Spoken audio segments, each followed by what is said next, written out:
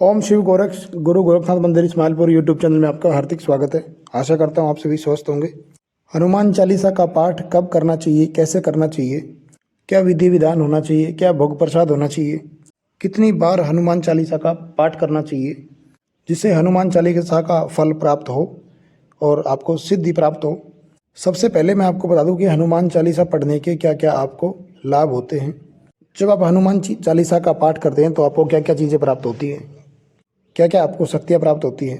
जब आप हनुमान चालीसा का पाठ करना शुरू कर देते हैं और जब आप भोग प्रसाद देते हैं नित्य नियम से, अगर आप यह कार्य करते हैं तो आप देखते हैं कि आपके घर में जो प्रेत बाधा की समस्या थी वो आपको घर में प्रभावहीन होनी शुरू हो जाती हैं। उसका कोई प्रभाव ज़्यादा चल रहा नहीं होता है। उनमें जो शक्ति थी, जिस शक्ति से वो आपको परेशान कर रही थी, उनमें काफ़ी फ़र्क आपको देखने को मिल जाता है। वो शक्ति आप उनकी कमज़ोर होने लगती हैं।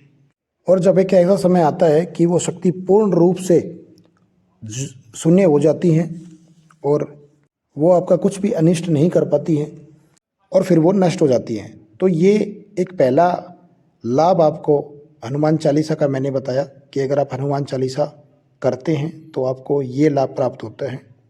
दूसरा लाभ, हनुमान चालीसा का पाठ उस समय सबसे ज़्यादा फलदायी सिद्ध होता है जब आपके तमाम रास्ते बंद हो जाते हैं। जब आपके सारे रास्ते बंद हो जाते हैं, जब आप निराश हो जाते हैं, काम धंधे बंद हो गए हैं या नौकरी है वो छूट गई है, घर के अंदर लड़ाई झगड़ा है वो इतना बढ़ चुका है, या घर से बीमारियां नहीं जा रही है, या आपको खुद को किसी नेगेटिविटी ने घेरा हुआ, या आपके विचार नेगेटिव हो रखे हैं, तो उस समय एक नया रास्ता आपके लिए खोलती है हनुमान चालीसा का पाठ।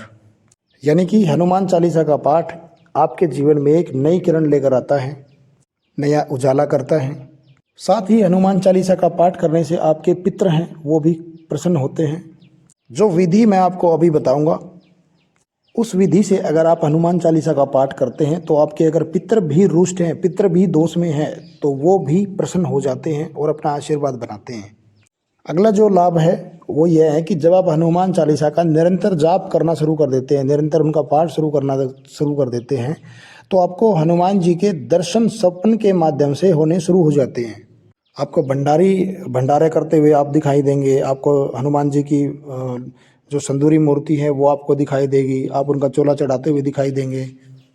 आपको लाल रंग का आपको प्रसाद आप बांटते हुए दिखाई देंगे। स्वप्न के माध्यम से आपको बंदर दिखाई देंगे। आप बंदरों को केला जमाते हुए दिखाई देंगे। अगला जो लाभ है वो यह है कि जब आप हनुमान चालीसा का निरंतर पाठ करते हैं तो आपका आध्यात्मिक की तरफ आपका जो ध्यान है वो बढ़ना शुरू हो जाता है। आप भक्ति और भक्ताई की जो दिशा है उसमें आप आगे बढ़ने लगते हैं। तो हनुमान चालीसा के जो फायदे हैं वो अनगिनत हैं। तो अब मैं आपको बता देता हूँ कि हनुमान चालीसा का पाठ कैसे करना है, क्या विधि विधान है, क्या भोग प्रसाद है। तो वीडियो शुरू करने से पहले आपको बता देता हूँ कि अगर आप पहली बार हमारे इस चैनल पर हैं तो हमारे इस चैनल को सब्सक्राइब कर दें, बेल आइकन यानी कि घंटे के निशान को दबाएं ताकि आने वाली वीडियो आपको सबसे पहले मिले। जब भी आप किसी भी साधना को, किसी भी मंत्र को, किसी भी पूजा पाठ को बिना नियम के करते हैं तो उसका आपको कोई भी फल प्राप्त नहीं होता है। वो नियम आपकी पूजा पाठ से संबंधित होकर आपके घर में तामसिक चीज़ों का सेवन न होना, आपका घर शुद्ध होना।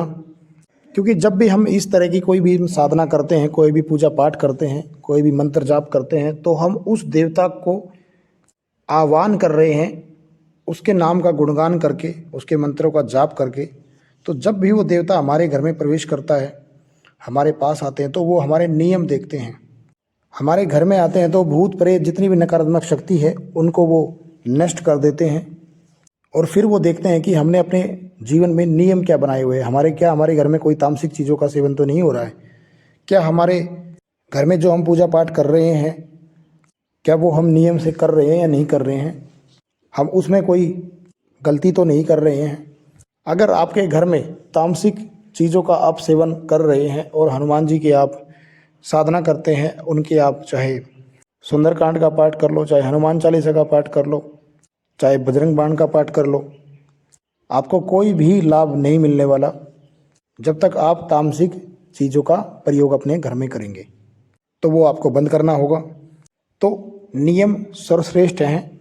अगर आपको आगे जीवन में बढ़ना है तो हमने नियम से संबंधित एक वीडियो हमने डाली भी है पहले चैनल पर, वो आप सुन सकते हैं। तो सबसे पहला जो है वो है नियम। आप हनुमान जी की सेवा कर रहे हैं तो उन्हीं के ही कदमों पर चलकर आपको उनकी कृपा प्राप्त करनी होगी।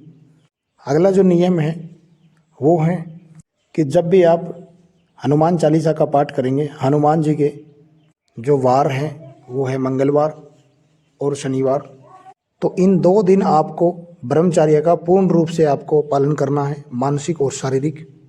अब बात करते हैं कि हनुमान चालीसा का पाठ आपको कैसे करना है। आप शुक्ल पक्ष के किसी भी मंगलवार से आप हनुमान चालीसा का पाठ शुरू कर सकते हैं।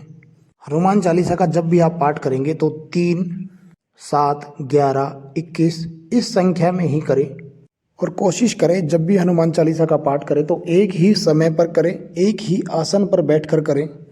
एक समय और एक आसन पर बैठकर करने से उसका जो प्रभाव है वो बहुत ही तीव्र होगा, ऊर्जा है वो आपके अंदर समाहित होनी शुरू हो जाएगी। तो जब भी हनुमान चालीसा का आप पाठ शुरू करेंगे तो उससे पहले एक 100 मीटर लाल कपड़ा आपको लेकर आना है, वो आपको चौकी पर बांधना है, उसके ऊपर राम दरबार या हनुमान जी की तस्वीर विराजमान करनी है। फोटो आपको आशीर्वाद मुद्रा वाली ही होनी चाहिए। उसके बाद मंदिर में जाकर आप चमेली के तेल का आप चोला चढ़ा सकते हैं उनको। कलावे की 21, 51 उसमें गांठ बांधकर और हनुमान जी को माला स्वरूप पहनाइए। मंगलवार का आप व्रत भी धारण कर सकते हैं। साथ ही मंगलवार को प्रसाद के रूप में बूंदी जरूर बांटें, जो कि हनुमान जी को अत्यंत प्रिय होती है, उनका प्रसाद होता है। बूंदी आप नहीं बांट सकते तो आप बिना नमक का चूरमा, रोटी का चूरमा बनाकर बिना नमक का वो आप उनको चढ़ाएं और बांटें। सीधे हाथ पर आपको देसी घी का दीपक जलाना है। कलावे की बाती होनी चाहिए, लाल रंग के कलावे की बाती होनी चाहिए। साथ ही गूगल की धूप लगाएं। हनुमान चालीसा आप साय समय में करेंगे, रात्रि के समय में करेंगे, सूरज ढलने के बाद, तो उसका फल आपको और अधिक मिलेगा। और आपको हनुमान चालीसा पाठ शुरू करने से पहले आपको एक माला श्री राम जय राम जय जय राम, श्री राम जय राम जय जय राम, श्री राम जय राम जय जय राम, श्री राम जय राम जय जय राम, इस नाम से आपको एक माला आप करेंगे तो हनुमान जी की कृपा आपको ऊपर विशेष बनेगी। आपको श्री राम जी से प्रार्थना करनी है कि जैसे आप हनुमान जी की भक्ति से प्रसन्न हुए थे, वैसे ही आप ऐसी कृपा दृष्टि बनाएं कि मेरी भक्ति से हनुमान जी प्रसन्न हो और अपना आशीर्वाद मेरे ऊपर बनाएं। तो जब आप हनुमान जी के लिए आप श्री राम जी से प्रार्थना करेंगे तो बहुत जल्दी आपकी सुनी जाएगी।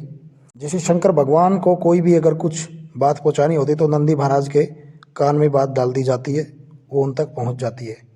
श्री कृष्ण तक कोई भी बात पहुंचानी होती है तो राधा रानी को अरदास लगाई जाती है, राधा रानी के सामने प्रार्थना की जाती है तो वो प्रार्थना स्वीकार हो जाती है। ठीक उसी तरह श्री राम जी के सामने आपको प्रार्थना करनी है तो हनुमान जी अपने आप आपकी बात सुन लेंगे, आपकी प्रार्थना को स्वीकार कर लेंगे। संकल्प आपको करना है। हनुमान चालीसा ये पाठ शुरू करने से पहले आपको संकल्प करना है। संकल्प के बाद ही आप ये पूजा पाठ शुरू करें। और जब आप हनुमान चालीसा का पाठ करेंगे तो उससे पहले आपको 1 लोटा जल आपको वहाँ पे रख लेना है। पाठ संपूर्ण होने के बाद उस जल के छींटे पूरे घर में लगा देने हैं।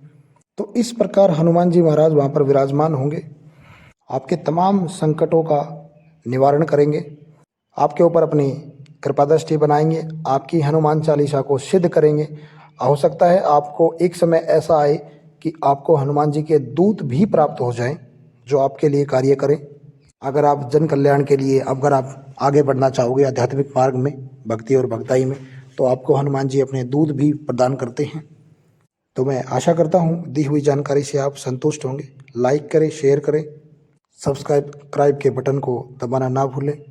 हम मिलते हैं एक नई वीडियो के साथ। जब तक के लिए ओम शिव गोरख।